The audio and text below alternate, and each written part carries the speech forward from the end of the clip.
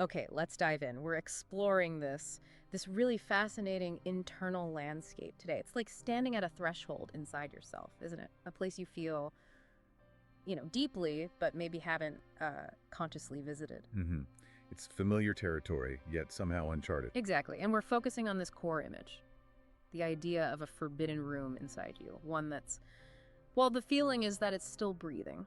And it's crucial, I think, right from the start to understand this isn't just, random mental clutter. The way it's framed is very specific. It's the architecture your own psyche built Built for what, though? to manage a really deep early conflict. A clash between, well, essential desire, which you truly felt, and the judgment that came from outside almost immediately. It's the structure born from shame, really. Okay. So the entry point to this structure is the hallway. It's described in this really specific way, not cold, not warm, just waiting. Like potential. Like skin before touch is the phrase Yeah. used, I believe. Yeah, exactly. And the walls, they're papered with these faded roses. But the paper is peeling. And it's not age, it's like something underneath is pushing out. Something wanting to be seen, even just quietly through the cracks. And that peeling paper, that's our first real clue, isn't it? Yeah. It tells us the repression isn't neat. It's not stable. Right. The stuff we try to put away, the latent content, it's active. It's alive down there.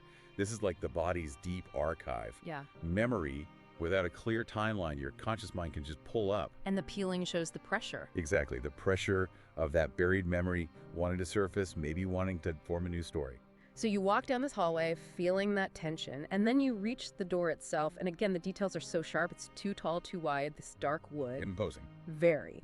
And the key thing, no handle on this side, just a keyhole, described as black as a pupil. Wow. And there's this involuntary physical thing that happens. You find yourself sort of crouching because your knees just remember how to do that there. That physical reaction. That's powerful. Yeah. The body registering the emotional state before the mind catches up, right? Yeah, it feels like that. And the lack of a handle, it's really emphasizes that you can't just choose to open it from where you stand. Control feels externalized or maybe just forgotten. And the crouching? That points straight to a conditioned response, I think. The body remembers that initial moment of fear or shame or whatever it was that made the door necessary in the first place, long before your adult brain tries to rationalize it all away. Okay, so if you get close, lean in towards that keyhole. The air itself is different. The air coming from under the door, it's described as thicker, warmer, and layered with these really specific, powerful smells, like wet grass, candle wax, iron, milk, sweat. Primal stuff.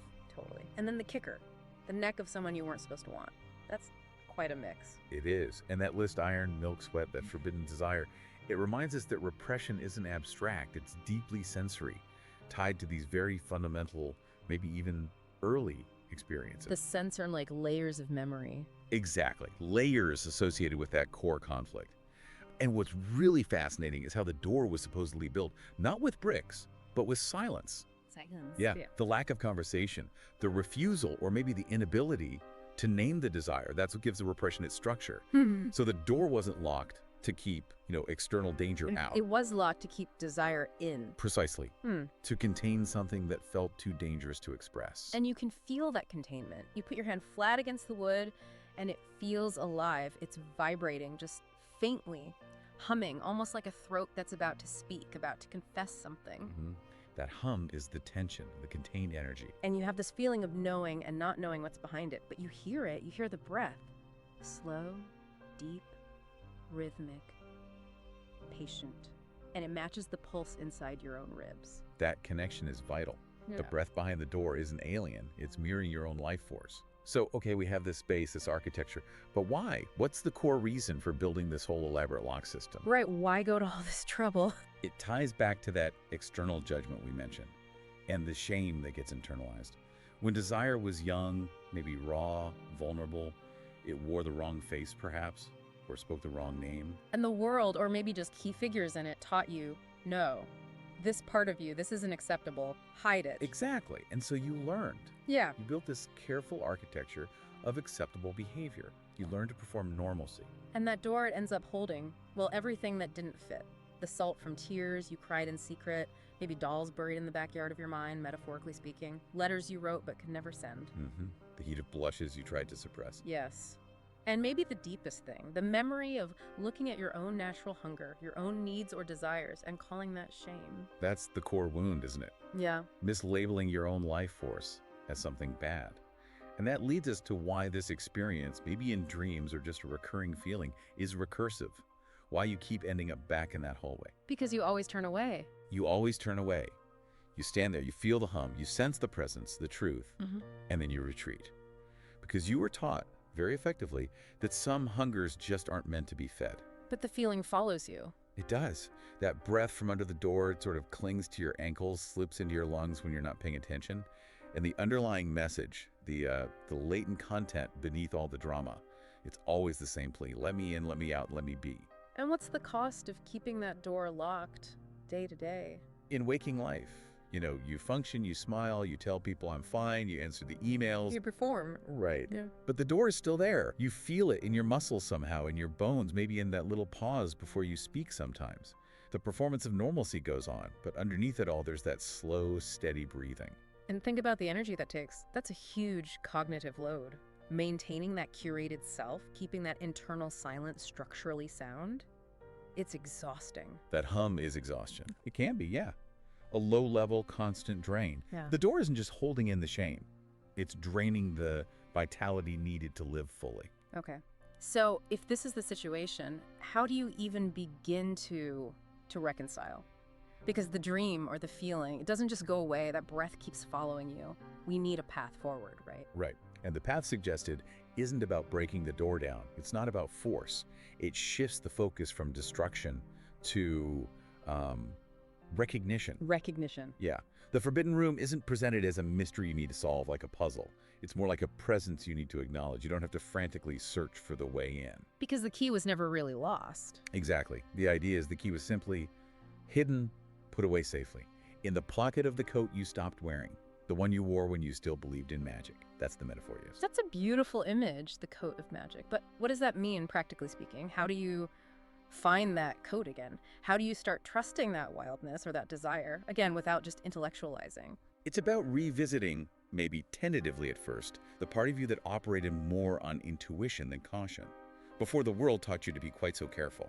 So the key isn't even necessarily about opening the door right away. Not necessarily. The key is more about accepting that the door exists and understanding that what it holds isn't monstrous, it's vital. The understanding starts to dawn that this door isn't an enemy, it's not a prison. It's more like an altar or an archive. An archive. Yeah, holding your muse, your deep memories, maybe your inner child, your unique gifts. You weren't imprisoning it, you were protecting it until you felt strong enough or safe enough to reclaim it. That reframes the past action completely. Not failure, but protection. That feels kinder. It is kinder, and that kindness is key. Because the shift required isn't about forcing the lock with logic or willpower. It's quieter. The lock dissolves, not through power, but through feeling. Through self-forgiveness, maybe. So that moment of kneeling or crouching in the hallway, it changes meaning. It transforms. It's no longer submission to fear. It becomes surrender to feeling, allowing yourself to feel what's there without judgment. The goal becomes stopping that habit of calling your own hunger shame and starting, maybe tentatively, to call it sacred. And when that shift happens internally, the whole landscape changes. The final dream image we see isn't the door anymore. No, it shifts entirely. You stop dreaming of the hallway, the lock. Instead, you dream of an open field. Wide, wild, you're barefoot, breathless, boundless, running towards something finally instead of away. That's the feeling of release, isn't it? It's the promise held within that recognition, that acceptance. Yeah. And the ultimate realization might be that the door doesn't dramatically swing open because, in a way, you've already crossed the threshold. How so? Not physically barging in, but by meeting it with your breath, with your quiet attention, with your silence becoming acknowledgement instead of suppression. The forbidden room wasn't truly forbidden, just forgotten, buried for safekeeping. And remembering is homecoming. Exactly. The process of remembering is the process of coming home to yourself. So, for you listening, what does this all mean? It suggests the change isn't always loud. Not a big dramatic breakthrough, necessarily. It might be a subtle shift in how you move through the world. Lighter, maybe. Yeah. Softer, truer to yourself. Yeah. And holding the key doesn't mean you have to fling the door open tomorrow. It's more about knowing it's there, knowing what it holds as part of you, and allowing the energy you use to keep it locked to be redirected into living more fully now. So a final thought maybe to carry with you is this. The dream or the feeling, it doesn't explain things logically. It echoes, it resonates. You don't need to interpret it into neat sentences. Not necessarily. Maybe you just need to inhabit it. Allow yourself to feel the ache, the heat, the hum, without needing to fix it immediately. That part of you that never stopped whispering, even when you learned to stop listening, it's singing a quiet song. So the invitation is to listen for that music, that hum in your own veins, maybe the catch in your breath sometimes, and to remember that shaking, that trembling you might feel when you get close. That's not breaking. It's becoming. It's becoming. It's the vibration of truth trying to break through the old conditioning. It's the sound of the lock finally, gently dissolving. The room isn't a prison, it's home.